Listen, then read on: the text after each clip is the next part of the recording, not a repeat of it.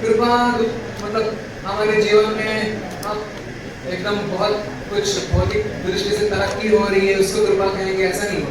हृदय में भगवान की सेवा करने की इच्छा जागृत होना, उसी को क्या कहते हैं? कृपा कहते हैं, अनुकंपा कहते हैं। और वो इच्छा जागृत होने के बाद वो उसकी सुविधा मिल जाना, वो इच्छा पूर्ति की, उसको कहते हैं वो कृपा साक्षात्कार हुआ, उस कृपा को साक्षात लाभ हो जाए हमारे जीवन में। तो इसीलिए हम देखते हैं कि जगन्नाथपुरी में, आप में से कितने जन जगन्नाथपुरी गए हैं?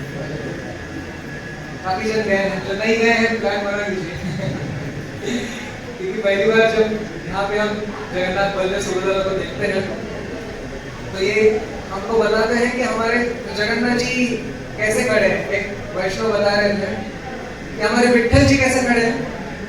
विट्ठल जी को देखा है आपने, कैसे खड़े हैं? ऐसे खड़े हैं ना। इसका अर्थ क्या मालूम है? एक तो अर्थ ऐसा हो सकता है कि हमको धमकी दे आ रहे हो कि नहीं पता, या फिर दूसरा अर्थ है कि सारा जो कमर पे हाथ रख के खड़े हैं ना, विट्ठल जी तो कह रहे हैं कि ये जो सारा संसार है मेरे नाभि कमल से ही आया है। कृष्ण के ही एक अंश है गर्भोदक्षय विष्णु, गर्भोदक्षय विष्णु के नाभि कमल से सारा ब्रह्मांड यानी जो 14 लोक है वो आए हैं। उसके सबसे ऊपरी लोक कौन है? ब्रह्मलोक है, जिसमें ब्रह्मा जी प्रकट हुए। तो कह रहे हैं कि ये जो भौतिक जगत है वो मुझसे ही आया है। तो अगर आप मेरी ये जो भौतिक संसार है उसकी तुलना किससे की है मालूम है आपको? भव समुद्र से की है। आपने से कितने जनों को तैरना आता है? ठीक है, कोई आप समुद्र तैर के जा सकता है यहाँ? तो भव समुद्र तो सामान्य समुद्र के हजारों गुना बड़ा है, तो उसमें तैरना संभव ही नहीं है। तो लेकिन विट्ठल जी ऐसे खड़े हैं, कह रहे हैं कि जो मेरा आश्रय लेगा उसके लिए भव समुद्र कितने पानी के बराबर, मतलब उसके लिए कमर तक ही पानी है। अभी आपको बोला जाए कमर तक पानी है तो आराम से पार कर सकते हो कि? तो ये भगवान के आश्रय से, गीता में भगवान क्या कहते हैं? दैवी ही ऐसा गुणमयी मम माया दुरत्यया मामे वही प्रपद्यन्ते माया मेताम तरन्ति। आप पार करके जाओगे। क्यों? कमर तक ही पानी है, पार करने में क्या दिक्कत है? तो इसलिए विट्ठल जी ऐसे खड़े, ठीक है। हमारे श्रीनाथ जी कैसे खड़े हैं? कोई गए हैं राजस्थान? श्रीनाथ जी, गोपाल जी, अच्छा कैसे खड़े हैं? एक हाथ ऊपर ऐसे किया, दूसरा कमर में है। तो यानी आप सब, मैं आश्रय छाता लेके खड़ा हूँ गोवर्धन के रूप में, आप सब इसके नीचे आ जाओ बस। ऊपर से धुआंधार वर्षा हो रही है, आप बस उसके नीचे आ जाओ, इतना कह रहे, मेरे आश्रय में आ जाओ। वही कह रहे हैं लेकिन दूसरी तरीके से। विट्ठल जी ऐसा करके कह रहे हैं, गोपाल जी ऐसा करके कह रहे हैं कि गोवर्धन पहले ही उठा लिया, ब्रजवासी को कम से कम जाना पड़ा, उसके बाद में उठा। हमारे में तो पहले ही गोवर्धन उठा के खड़े और कह रहे बस कि आपको आना बाकी है। गोपाल जी ऐसे खड़े हैं। तो और हमारे जगन्नाथ कैसे खड़े हैं? ऐसे खड़े हैं। इसका अर्थ क्या है? आ जाओ, हम गले मिलो, ऐसा कह रहे। मतलब हम अभी दर्शन ले रहे हैं, इसका मतलब गले मिलो। गले मिलने के लिए भगवान के पास तो जाना पड़ेगा। और हमारे गौर में नहीं कैसे खड़े? ऐसे खड़े, जो कुछ है सब सरेंडर कर दो और नृत्य करोगे तो पूर्ण तरीके से शरणागत हो गए। इसलिए जो भगवान की विविध विग्रह है तो विविध रूप में खड़े हैं। और हमारे गोकुल बिहारी कैसे खड़े हैं? कोई चिंता नहीं है, एकदम आपकी तरफ कटाक्ष डाल के मुरली बजाए, बोला अभी चिंता मत करो, अभी बस मेरी मुरली सुनो। इस जगत की बहुत सारी बड़बड़ सुन ली तुमने, हाँ बहुत कूल अभी चिंता मत करो, अभी ठंडे हो जाओ, मुरली की धुन सुनकर ठंडे हो जाओ, वो कूल हो जाओ। तो हमारे गोकुल बिहारी ऐसे हैं, तो विविध प्रकार के रूप से विविध प्रकार की लीला कर रहे हैं ताकि हमारा चित्त कहीं ना कहीं तो आकर्षित हो जाए। हमारे हृदय का अर्थ एक अर्थ है ग्रहण करना, हृदय का अर्थ ही है संस्कृत में ग्रहण करना। तो क्या हम ग्रहण करते हैं उसके हिसाब से हमारी प्रगति या अधोगति निर्भर होती है। तो अगर हम भगवान का रूप ग्रहण करते हैं, भगवान के भक्तों का रूप ग्रहण करते हैं, तो हमारी प्रगति निश्चित है। हम भौतिक जगत के प्रति हमारी दृष्टि डालते हैं तो क्या होगा, वो सारा कचरा हमारे हृदय में आ जाएगा। हृदय का अर्थ ही धरना, यानी ग्रहण करना, वहीं से हृदय शब्द आया है। जिसके ऊपर नजर पड़ी उसको ग्रहण किया। तो ऐसी चीजों में दृष्टि ना ही डालें जो ग्रहण करने लायक नहीं है, तो हम सुखी होने का सबसे सरल मार्ग है। जैसे भगवान अनेक अनेक लीला करते हैं। श्री कृष्ण चैतन्य प्रभु जिने दया कोरी, सो पार्षद सिय धर्म सह अवतारी। ठाकुर कहते हैं श्री कृष्ण चैतन्य प्रभु खास करके कलयुग में वही कृष्ण, जय गौर सही कृष्ण सही जगन्नाथ, वो गौर रूप में आए हैं। और कैसे आए? स्व पार्षद सिय धाम। जब जब भगवान आते हैं स्व पार्षद, अपने पार्षद गणों, अपने परिवार को लेकर आते हैं, और सिय धाम, अपने घर को भी लेकर आते हैं। तो आपने सुना होगा कि आप बुकिंग जो करते हैं, हम कोई होते हैं जो जब भगवान जब कहीं यात्रा करते हैं अपना घर ही लेके जाते हैं। हम लोग ज्यादा करके सूटकेस लेके जाते हैं, लेकिन भगवान अपना पूरा घर लेके जाते हैं। तो वृंदावन धाम, जगन्नाथपुरी धाम, नवदीप धाम, ये सब क्या है? भगवान का घर है, घर लेके आते हैं ताकि हमको आकर्षित कर ले अपने प्रति कि आप भी मेरे, यही आपका भी मूल घर है, यही आपका भी मूल घर है। ठीक है, अंदर तक सुनाई दे रहा है ना सबको? ठीक है। तो यहाँ पर कौन सा काम करेंगे? हरे कृष्ण कृष्ण कृष्ण हरे राम राम राम। तो 3 प्रकार से धाम का प्रकाश होता है। तो 3 हमारे जीव गोस्वामी बताते हैं 3 प्रकार से धाम का 3 प्रकार से धाम का प्रकटीकरण है। ऐसे बोलते हैं जब भी भगवान 125 साल के लिए प्रकट लीला करते हैं, कोई भी व्यक्ति हो उसको दर्शन देते हैं, उस समय जब धाम की स्थिति है उसको बोलते हैं प्रकट प्रकाश। ठीक है, थोड़ा कठिन है समझने का, लेकिन जो कल्पना शब्द कठिन है लेकिन व्याख्या सीधी सादी। ठीक है, प्रकट प्रकाश माने जो 5000 साल पहले कृष्ण आए थे, 125 साल के लिए अपने सारी लीला का प्रकटीकरण किए थे, उसको बोलते हैं प्रकट प्रकाश। फिर अप्रकट प्रकाश माने चाहे धाम का प्रकाश हो, मतलब भगवान कृष्ण प्रकट लीला में हो या ना हो, उनकी अप्रकट लीला चालू ही रहती है। अभी भी अप्रकट रूप से भगवान सारी लीलाएं करते रहते हैं। मुरली भी बजाते हैं, यशोदा मैया से बंदे भी जाते हैं दामोदर लीला में, वेणु भी बजाते हैं, गाय भी चराते हैं, सब कुछ करते हैं। इसको क्या कहते हैं? अप्रकट प्रकाश। जो सबकी आंखों को नहीं दिखाई देता, केवल जो लीला में जिनका सहभाग है उन्हीं को दिखाई देता। और तीसरा प्रकाश है धाम का, उसको बोलते हैं दृश्यमान प्रकाश, मतलब जो किसी को भी दिखाई देता है। कोई भी चाहे टिकट कटवा ले जगन्नाथपुरी का या मथुरा का या नवदीप का, वो जाकर देख सकता है। तो बताइए इन तीनों धामों के प्रकाश में सबसे कृपालु कौन सा है? कोई बता सकता है? आपको क्या लगता है तीनों धामों में से सबसे कृपालु है? प्रकट प्रकाश जो 5000 साल पहले था वो सबसे कृपालु है, और प्रकट प्रकाश जो केवल लीला में सहभागी होते हैं उनको ही दिखाई देता है वो कृपालु है, या दृश्यमान प्रकाश जो कभी भी किसी को भी दिखाई देता है? तीसरा वाला कारण बता सकता है कोई? हाँ, कभी भी कहीं भी, लेकिन और थोड़ा सा खुलकर बता सकते हैं। अभी हमने कृपा का लक्षण बताया था, क्या बताया था? हाँ, प्रभु जी ने बता दिया। बोले सेवा करने की सुविधा उत्पन्न करवा के देता है। जैसे प्रभुपाद जी कहते हैं मेरे सारे मंदिर भी क्या है? वैकुंठ धाम है, क्योंकि वहां पर क्या पहले तो सेवा की इच्छा जागृत हो जाती है। महाभारत आप देखेंगे तो सेवा की इच्छा तो पहले सेवा की इच्छा जागृत हो जाएगी, फिर आगे भगवान का मंदिर है, उत्सव है, तो सेवा की सुविधा भी प्राप्त हो जाए, दोनों। इच्छा भी जागृत हुई, सुविधा भी प्राप्त हुई, इसको क्या बोलेंगे? कृपा बोलेंगे। और सबसे ज्यादा कृपा कहाँ प्राप्त होती है? धाम में प्राप्त होती है, जो दृश्यमान धाम है वहां प्राप्त होती है। और वही धाम मंदिरों के रूप में सब जगह पर प्रकट है, वहां पे प्राप्त होती है। तो इसलिए कह रहे हैं कि सबसे कृपालु ये भगवान का धाम है।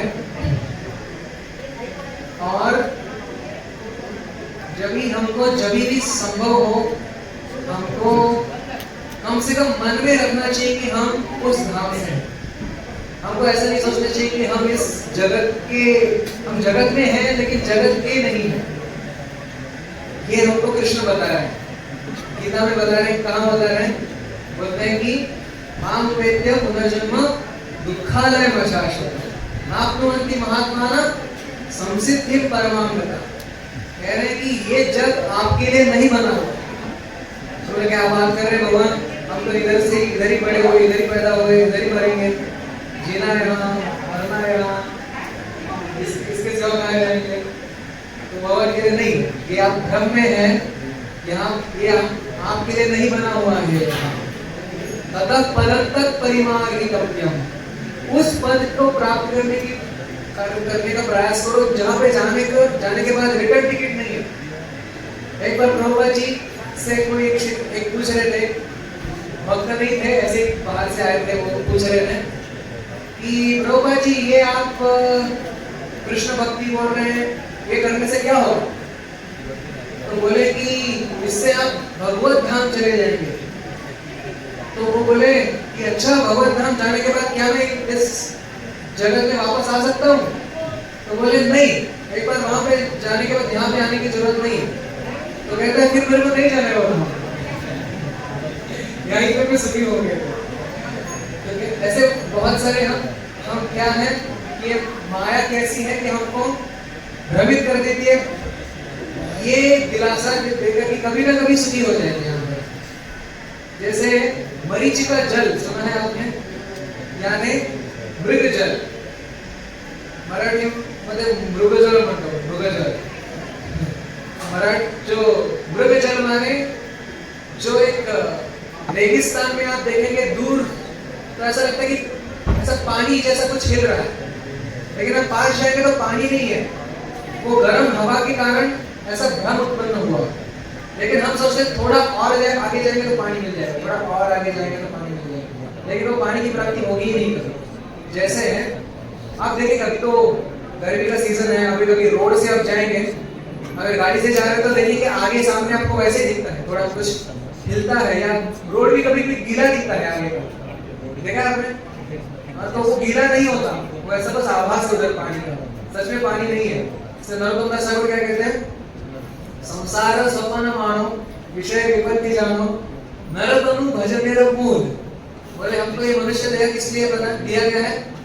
बोले कि भजन करने के लिए, भगवान की प्राप्ति करने के लिए। बोले कि संसार स्वप्न मानो, इस संसार को स्वप्न की तरह मानो। क्यों? आज जो हमारे पास है कल नहीं रहेगा, कल जो है परसों नहीं रहेगा, बदलता रहेगा। मतलब मान लो कल का सपना है, आज का सपना है, परसों का सपना है, तो स्वप्न को हम बहुत सीरियसली नहीं लेते, बराबर ना? या कुछ लेते भी होंगे, लेकिन कहने का अर्थ है नरोत्तम दास ठाकुर कहते हैं नरतनु भजनेर मूल।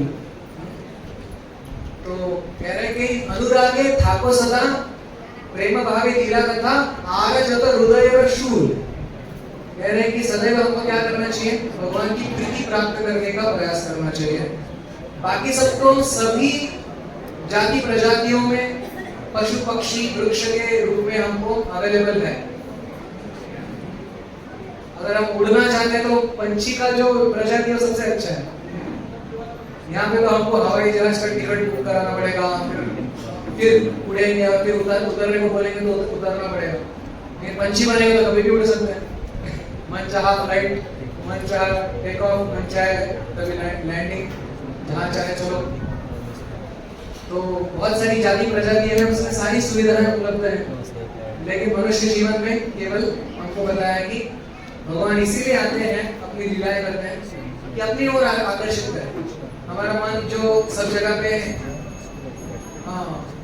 विस्तारित विपरीत किया हुआ है, उसको इकट्ठा करके प्रभुपाद जी क्लास में कहते हैं कृष्ण भक्ति क्या है, जो संसार को हमने ऐसे मन दिया हुआ है, इसको थोड़ा उसको थोड़ा उसको थोड़ा, वो सबको जो उधार दिया है वो उधारी चुकाने नहीं वाले, जबरदस्ती सबसे जो हमने कर्जा दिया है वो लेकर कृष्ण को अर्पण करो, क्योंकि सारा कृष्ण का है हमारा मन जो सबको दिया हुआ है सूद के साथ जमा कर लो और कृष्ण को दे दो इतने सालों से रखा हुआ है सबने, तो कुछ तो कर्जा चढ़ेगा ना उसके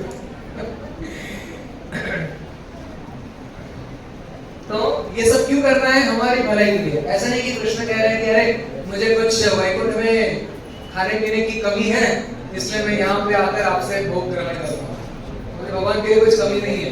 लक्ष्मी सहस्त्र शत संभ्रम सेव्यमान, हजारों करोड़ों लक्ष्मियां भगवान की सेवा करती हैं, तो फिर यहाँ आकर हमसे भोग क्यों स्वीकार करते हैं भगवान।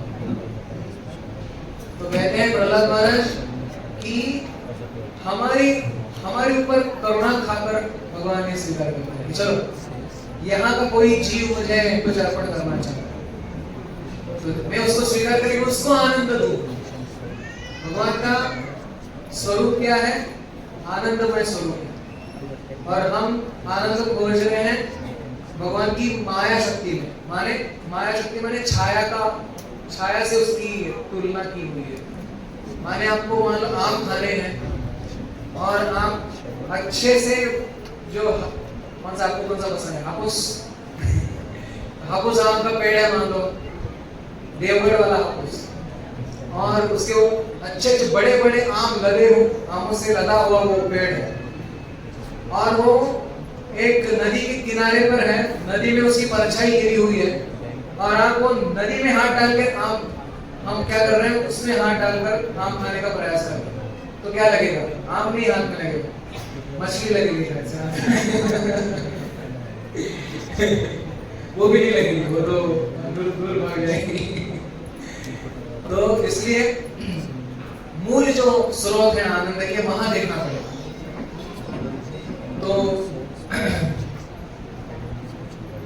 हम पहले देखेंगे कि क्यों किस प्रकार से भगवान जगन्नाथ, आज आप देखेंगे तो ये जो स्नान यात्रा महोत्सव है ज्येष्ठ पूर्णिमा के दिन होता है, तो ये ज्येष्ठ पूर्णिमा के दिन क्या हुआ, जगन्नाथ जी स्वयं प्रकट हुए। तो ये कैसे प्रकट हुए वो संक्षेप में देखेंगे कि सत्ययुग में इंद्रद्युम्न महाराज नाम के राजा थे, बड़े राजा थे, बड़े भगवान के विष्णु भक्त थे, अवंती नाम के नगर में राज्य कर रहे थे। तो वो भगवान के साक्षात्कार के लिए बड़े व्याकुल हो गए थे कि कब मुझे भगवान दिखेंगे, कब मैं भगवान को पाऊंगा। तो उनके राज्यसभा में एक वैष्णव कह रहे थे नील माधव का दर्शन करेंगे तो वो साक्षात भगवान है। माने इस चैतन्य महाप्रभु भी बताते हैं नाम विग्रह स्वरूप तीन एक रूप, तीने भेद नाही तीन चिदानंद रूप। माने भगवान अपनी अवैध की कृपा करके भगवान अपने विग्रहों के रूप में आए हैं, जिनको हम ऐसा नहीं समझना चाहिए कि लकड़ी से बने हुए हैं या धातु से बने हुए हैं या पत्थर से बने हुए हैं, ऐसा नहीं सोचना चाहिए। क्या अब भौतिक जगत में भी देखो, क्या आपको मान लो 500 की नोट मिलती है तो क्या आप सोचते हो कि कागज से बना हुआ है, ऐसा सोचते हो? नहीं, क्यों? अभी वो नोट है, अभी उसको कागज की तरह नहीं देखोगे, उसके ऊपर कैलकुलेशन नहीं करोगे, कुछ लोग करते हैं उसके ऊपर गणित नहीं करोगे क्योंकि आपको मालूम है मूल्यवान है, कागज के रूप में आया है, लेकिन सरकार का आदेश आया, आदेश पत्र है, क्या लिखा रहता है, मैं धारक को अमुक अमुक राशि प्रदान करने की प्रतिज्ञा करता हूँ, नीचे गवर्नर की सही रहे, सिग्नेचर रहता है, क्या बोलते हैं, हस्ताक्षर वो रहता है, स्वाक्षरी दे दी है, तो जिससे वो क्या होता है, प्रमाणित होता है कि ये 500 रुपए है, ये कागज नहीं है, भले कागज के रूप में आया है लेकिन कागज नहीं है। वैसे ही भगवान मानो लकड़ी के रूप जैसा रूप धारण करके आए ताकि हमारे आंखों को देखे। अपने सच्चिदानंद रूप में आएगा तो दिखेगी भी नहीं हम, क्योंकि वो अपने धाम में रहते ही है अपरगढ़ रूप में, सच्चिदानंद रूप में, हमें कहाँ दिखते हैं लेकिन इसलिए कृपा करके भगवान इनके रूप में आते हैं। उद्धव गीता में कहते हैं कि 8 प्रकार के भौतिक पदार्थों से भी भगवान की विग्रह बनाया जा सकता है, जिससे भगवान हमें दर्शन देने के लिए प्रकट होते हैं। तो आप नीलमाधव का दर्शन ले लीजिए, आपको भगवान का साक्षात्कार करने जैसा ही है। तो बोलते हैं कि कहाँ रहते हैं नीलमाधव, आप बताइए जरा। अपने जो पुरोहित है, राज पुरोहित, जिसका नाम होता है विद्यापति, उनको कहते हैं जाओ जरा खबर निकालो नीलमाधव रहते किधर है। तो विद्यापति ऐसा भगवान की खोज में निकलते हैं, एक शबर देश में पहुंच जाते हैं। वहां के जो शबर के प्रमुख होते हैं उनका नाम होता है विश्वावसु। और विश्वावसु से पूछते हैं, वो कुछ बताते नहीं है, लेकिन उनको पुरोहित होने के कारण उनको समझ में आता है कि यहाँ पे कुछ दाल में कुछ काला है, दाल में कुछ नीला है, दाल में। तो कह रहे तो क्या करते हैं, उनकी सबसे आसान तरीका क्या है, किसी से कुछ इंफॉर्मेशन निकालनी है तो सबसे आसान तरीका क्या है? हाँ, रिलेशनशिप बनाओ, उनके साथ संबंध बनाओ। तो ये क्या करते हैं, उनके बेटी से विवाह कर देते हैं।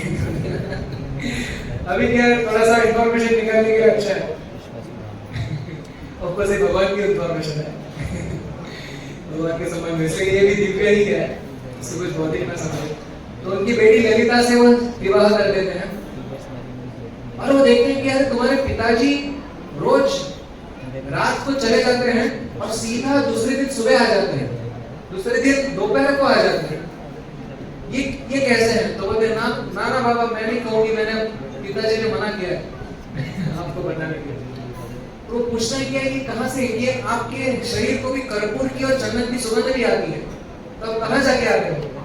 चंदन के पेड़ तोड़ के तो नहीं आते होंगे, कहाँ से आते हो? तो अंत में कह देते हैं कि हम ऐसे नीलमाधव की सेवा करते हैं।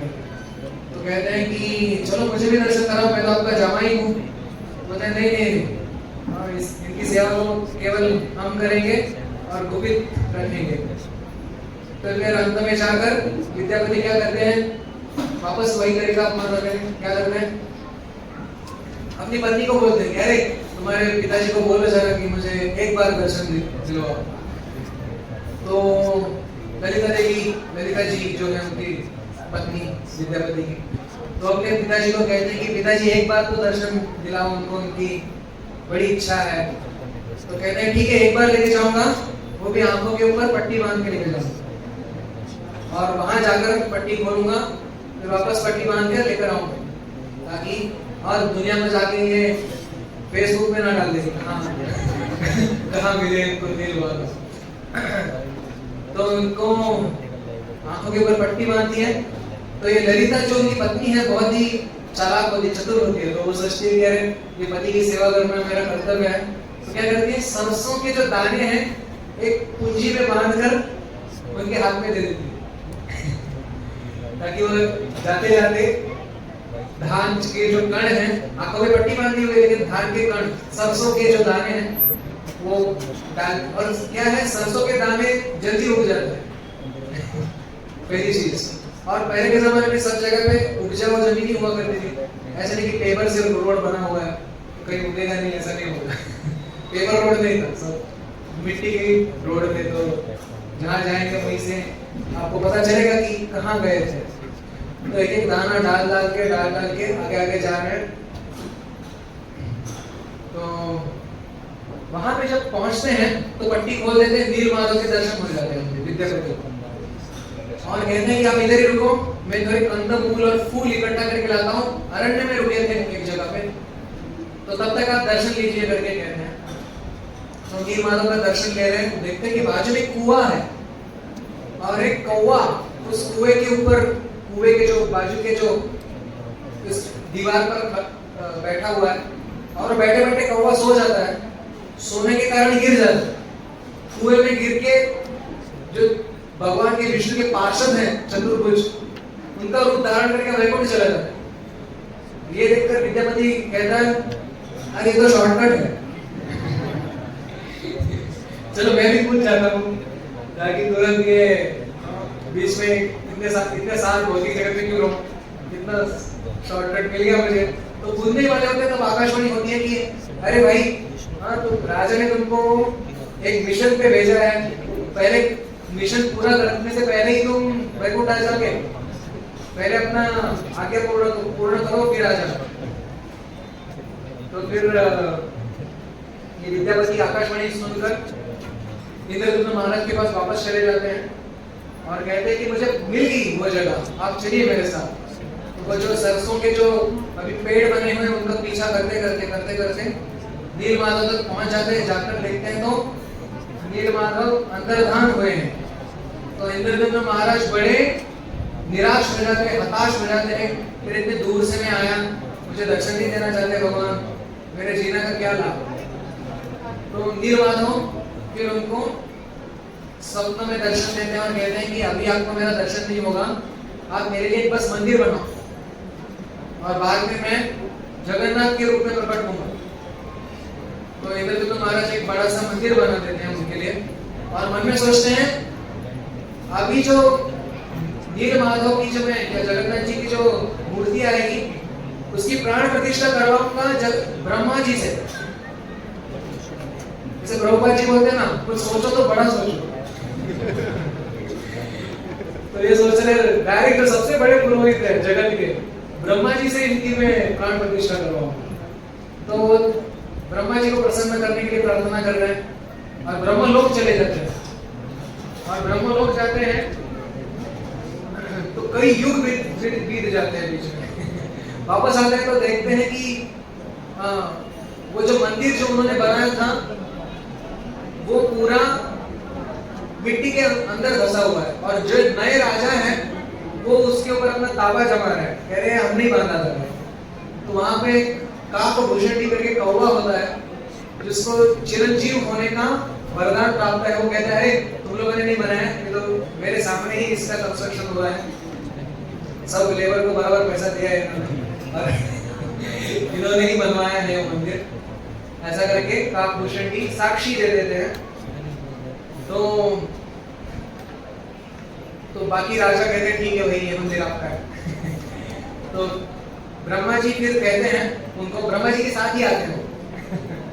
ब्रह्मा जी कहते हैं कि ये जो जगन्नाथ जी हैं उनकी वैसे भी प्राण प्रतिष्ठा करने की आवश्यकता नहीं है क्योंकि वो साक्षात प्रकट होने वाले हैं, उनकी प्राण प्रतिष्ठा करने की आवश्यकता नहीं है। मैं बस मंदिर के ऊपर ध्वजारोपण करूंगा, ये अवसर मुझे आप बस दे दीजिए, उसके ऊपर ध्वजारोपण करूंगा और मैं ये आशीर्वाद देता हूँ कि ये जगन्नाथ जी के रथ की ध्वजा जो देखेगा उसको वापस जन्म नहीं लेना पड़ेगा। अब देख लीजिए फोटो में देख लीजिए। तो ऐसा ब्रह्मा जी कहते हैं। और यहाँ पे इंद्रदुम्न महाराज अनशन यानी उपवास करने के लिए बैठ जाते हैं कि अरे जब तक ये नील माधव जगन्नाथ के रूप में नहीं आते मैं उपवास करूंगा।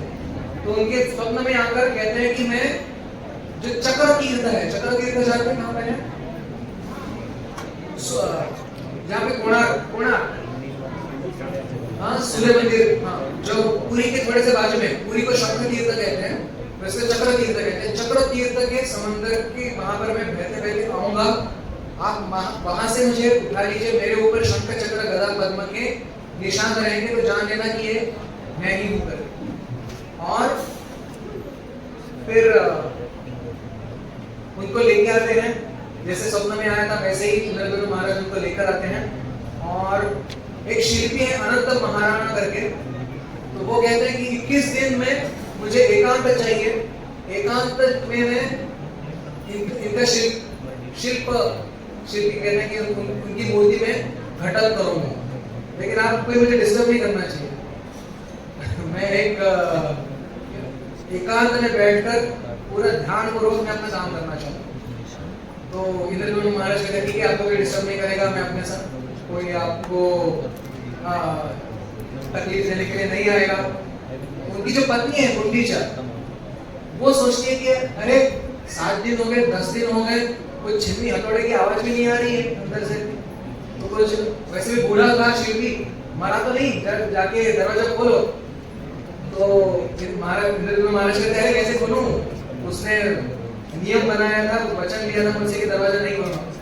तो गुंडीचा देवी कहती है अरे आपका व्रत तो बाद में, पहले पहले देखो तो सही जिंदा है कि मर गया, क्या हुआ, बेहोश तो नहीं हुआ, वो ज्यादा महत्वपूर्ण है। तो आप खोलो दरवाजा खोलते हैं तो देखते हैं कि कोई शिल्पी नहीं है, और जैसे हमारे जगन्नाथ बलदेव सुभद्रा दिख रहे हैं सामने वैसे प्रकट है। तो इंद्रदुम्न महाराज रोने लगते हैं, सोचते हैं कि अरे ये तो पूरी बनी नहीं मूर्ति, आधे ही है। तो जगन्नाथ जी कहते हैं अरे ये आधे विग्रह नहीं है, ये पूर्ण सात्विक विकार वाले विग्रह है। सारे अष्ट सात्विक विकार जब साथ में आते हैं तब का जो रूप है ये वो रूप है। तो आप चिंता मत कीजिए। इंद्रदुम्न महाराज को कहते हैं जो माधुर्य वाले भक्त हैं, जो केवल मेरे साथ संबंध के ऊपर ही निर्भर है, वो मुझे श्याम सुंदर मुरलीधर कृष्ण के रूप में देखेंगे, और जो ऐश्वर्य वाले उपासक हैं वो मुझे द्वारकाधीश के रूप में देखेंगे, और मुझे सोने के आभूषण इत्यादि वगैरह चढ़ाए। तो जगन्नाथ जी दोनों हैं। अगर कोई पूछेगा द्वारकाधीश हैं या श्याम सुंदर है ब्रज के, तो आप क्या कहेंगे? दोनों हैं। आप पहले पूछे आप कौन है? अगर कोई प्रश्न पूछ रहे जगन्नाथ कौन है, तो उनको वो पूछे आप कौन है। अगर वो कहते हैं कि हम नास्तिक हैं, तो आपके लिए बस वो लकड़ी है, बस और कुछ नहीं है। क्योंकि भगवान कहते हैं ये यथा हम प्रपद्यन्ते हाँ सदैव भजामि। अगर आपको लगता है कि मैं पत्थर हूँ, लकड़ी हूँ, तो बस मैं पत्थर और लकड़ी हूँ। अगर आप ऐश्वर्य वाले उपासक हैं तो क्या कहेंगे? जगन्नाथ जी कौन है? द्वारकाधीश कृष्ण या चतुर्भुज विष्णु है, जो आप इस प्रकार के भक्त हैं तो उस प्रकार से प्रकट होते हैं। और अगर माधुर्य के उपासक हैं तो व्रज के श्याम सुंदर है, गोकुल बिहारी है। तो पूछने वाले जिस प्रकार से पूछने वाले उस प्रकार से जगन्नाथ जी। अच्छा, इससे ये एक भी याद है, अभी हाथी वेश होने वाला है। हाँ अच्छा, हाँ। तो एक गणपति भट्ट करके गणेश जी के भक्त थे बड़े, तो उन्होंने बोला कि मैं तो गणेश जी को ही मानता हूँ, अगर परब्रह्म पुरी में है तो गणेश जी के रूप में मुझे दिखाई देंगे। तो जब जाते हैं तो जगन्नाथ जी को गणेश रूप में नहीं देखते, तो कहते हैं अरे मेरे गणेश जी इधर नहीं है करके उधर निकलना चाहते हैं। तो जगन्नाथ जी उनको कहते हैं अरे मूर्ख, एक दिन और रुक जा। और फिर दूसरे दिन आते हैं वो, तो देखते हैं कि हाथी वेश में दोनों हैं, जगन्नाथ और बलदेव जी हाथी के वेश में हैं, और मतलब गणेश जी के रूप में हैं, और ये जो सुभद्रा देवी हो पद्म वेश में है, माने उनके कमल वेश में है, ऐसा देखते हैं। तो भगवान कहते हैं कि अहम आदि ही देवानाम, महर्षि नाम से समझ। जैसे गौरव महाप्रभु कभी कभी अपना शिव जी का रूप, शिव जी का आवेश दिखाते थे, वैसे यहाँ पे गणेश जी का आवेश दिखा रहे हैं। जगन्नाथ जी तो जगन्नाथ जी हैं, गणेश शिव जी इत्यादि के भी आराध्य भगवान ही है, लेकिन इच्छा है, भगवान की इच्छा से वो किसी भी रूप में दर्शन दे सकते हैं। तो इस प्रकार से ये जगन्नाथ जी इतने प्रसन्न होते हैं इंद्रदेव महाराज की भक्ति से, तो उनके कहते हैं कि आप 3 वर मांग लो है मुझसे। तो कहते हैं कि पहले वर में कहते हैं कि आपका दर्शन केवल 1 प्रहर के लिए बंद हो जाए, और बाकी जो 7 प्रहर है वो खुला रहे सबको दर्शन के। ये पहला वर। और वो 1 प्रहर में भी देवता आकर दर्शन लेते हैं, मतलब 24 घंटा भगवान दर्शन करते हैं। दूसरा वर में उन्होंने कहा आपका हाथ कभी सूखा नहीं होना चाहिए, माने क्या? सदैव आपको भोग लगते रहना चाहिए, एक के बाद एक ऑर्डर हो गया, दूसरा ऑर्डर, फिर अरे तीसरा ऑर्डर, अरे और 56 भोग, और वो भी 52 बार 56। और उस पूरी लिस्ट है क्या क्या भगवान पसंद करते हैं। तो जगन्नाथ जी कहते हैं दोनों तो तुमने मेरे लिए मांग लिया, अपने लिए कुछ मांगो। तो इंद्रदुम्न महाराज कहते हैं ठीक है, मैं अपने लिए मांगता हूँ कि मेरी कुछ संतान ना उत्पन्न हो। तो जगन्नाथ जी चकित हो जाते हैं, इस जगत में हर जन चाहता है धर्म देही, जन्म देही। आप आप कह रहे हो मेरी संतान उत्पन्न हो, खास करके राजा के लिए तो सबसे महत्वपूर्ण है। तो कहते हैं कि नहीं, पहले ही मैंने देखा कि मेरे जाने के बाद ये सब राजा लोग अपना ताबा जमा के बैठे हैं कि अरे हम वंशज हैं, हमारा मंदिर है। तो मैं ये नहीं चाहता कि आगे जाकर मेरे वंशज बोले हमारे बाप दादाओं ने बनाया था ये मंदिर इसलिए हमारा है। मैं ये चाहता हूँ कि आपका ही रहे। तो जगन्नाथ जी इतने भाव विभोर हो जाते हैं कि वो कहते हैं कि ठीक है कि आज से मैं तुम्हारा पुत्र हो जाऊंगा और मैं तुम्हारे लिए श्राद्ध करूंगा। तो एक दिन आप यहाँ पे राम कुमार पांडे जी उपस्थित है, उनको पूछ सकते हैं। एक दिन इंद्रदुम्न महाराज जी के लिए जगन्नाथ जी श्राद्ध भी करते हैं पूरी में। एक दिन ऐसा वो भी उत्सव होता है। तो अच्छा, ये आज के स्नान यात्रा के बारे में कुछ सुनते हैं। पहले देखेंगे कि चैतन्य महाप्रभु और प्रभुपाद जी की कृपा से हमको जगन्नाथ बलदेव सुभद्रा जी प्राप्त हैं। तो प्रभुपाद जी जब ही सबसे पहले मेरे ख्याल से सैन फ्रांसिस्को में उनकी जो शिष्या थी उनका नाम था मालती देवी माता जी। तो वो एक भारतीय दुकान से जगन्नाथ जी की एक मूर्ति लेकर आई। तो जैसे सामने लाए प्रभुपाद जी दंडवत कर रहे, तो वो सोचते अरे इसको क्यों प्रभुपाद जी दंडवत कर रहे। तो प्रभुपाद जी कहते हैं अरे ये तो जगन्नाथ जी है, ये आपको कहाँ मिले, जाओ वहाँ और भी दो ऐसे होंगे, उनको भी लेकर आओ। और दो बलदेव जी और सुभद्रा देवी। वो आने के बाद उनके जो शिष्य हैं श्याम सुंदर प्रभु उनको कहते हैं कि इनको देखो और भगवान के बड़े विग्रह बनाओ। तो देखो सैन फ्रांसिस्को से लंदन जाने वाले थे, इंग्लैंड जाने वाले थे, तो वो क्या करते हैं बड़ी सी लकड़ी मंगवाते हैं और शिपिंग डिपार्टमेंट में जाते हैं और कहते हैं कि ये आपको इंग्लैंड भेजना है। तो बोलते हैं ठीक है, लेकिन आपका पता क्या है। तो श्याम सुंदर प्रभु कहते मुझे भी नहीं मालूम पता क्या है। तो बोला पता नहीं है तो हम भेजे कहाँ पे।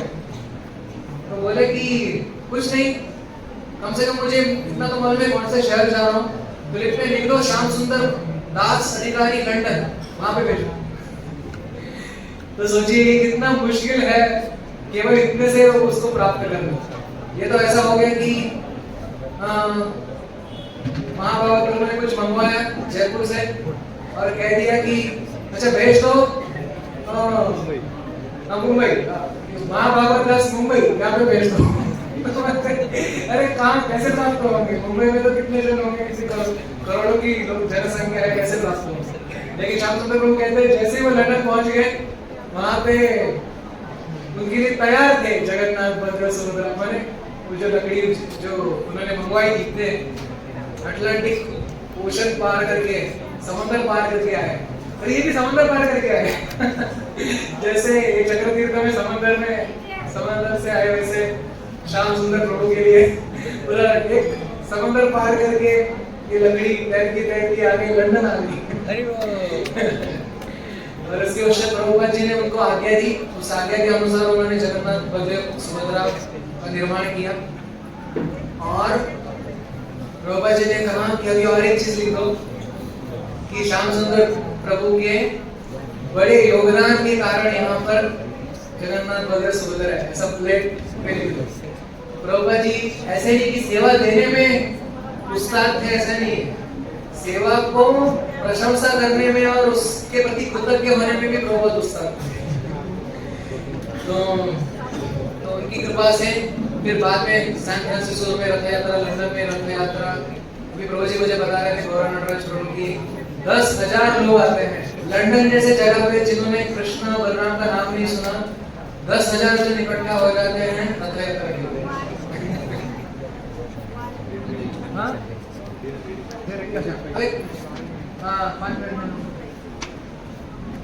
और स्नान यात्रा है, थोड़ा स्नान यात्रा के बारे में थोड़ा सुनते हैं,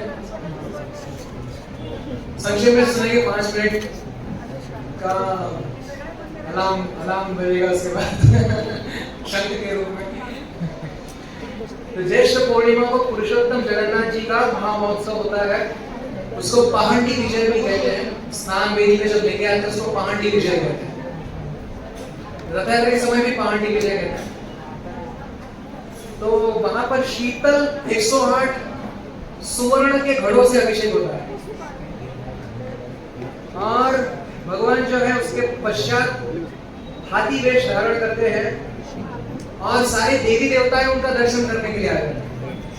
मतलब कोई चौक मत जाना कि आजू बाजू में कोई चतुर्भुज रूप का है, कोई चतुर्मुख है तो देवता लोग भी आ जाते हैं उनका दर्शन करने के लिए।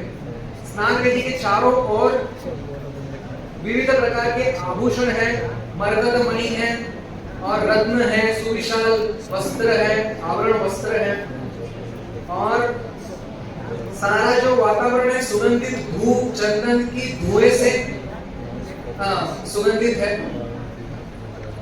और सारे जो ब्राह्मण है वो मंत्रों का उच्चारण कर रहे हैं और उसके साथ उनका अभिषेक होता है। तो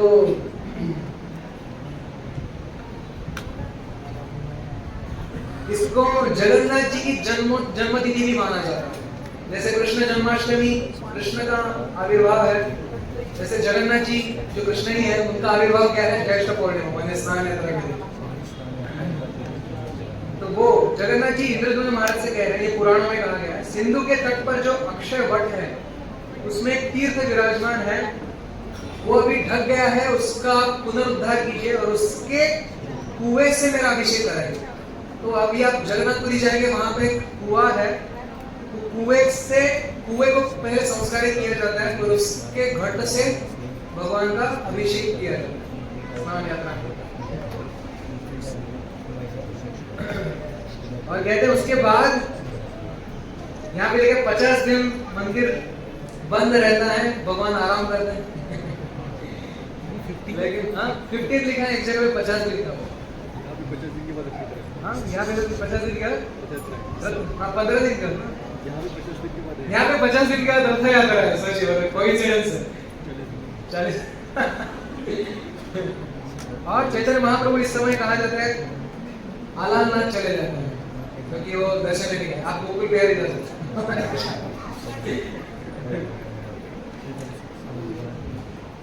तो कहते हैं कि इस समय ऐसा माना जाता है कि इतना सारा अभिषेक किया, इतने जोश में भगवान ने अभिषेक स्वीकार किया कि उनको बुखार हो जाता है और उनको काढ़ा इत्यादि पिलाया जाता है आगे कुछ दिनों के लिए।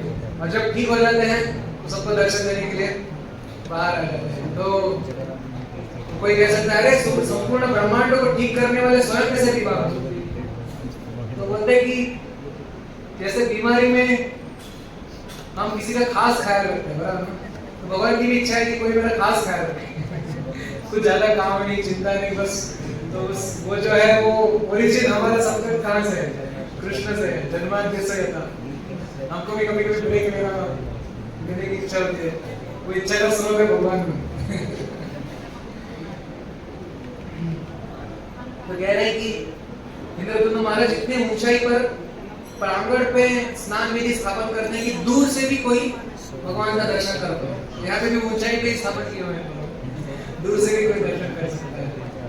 तो इसी के साथ ये हम श्री जगन्नाथ बलदेव सुभद्रा बड़े कृपा से, अपनी कृपा से और महाप्रभु और प्रभुपाद की कृपा से हमारे सामने उपस्थित है। कृपा का अर्थ ही यह है कि क्या अर्थ है? सेवा की इच्छा और सेवा की सुविधा, अवसर सुविधा, ये प्राप्त होना यही कृपा है।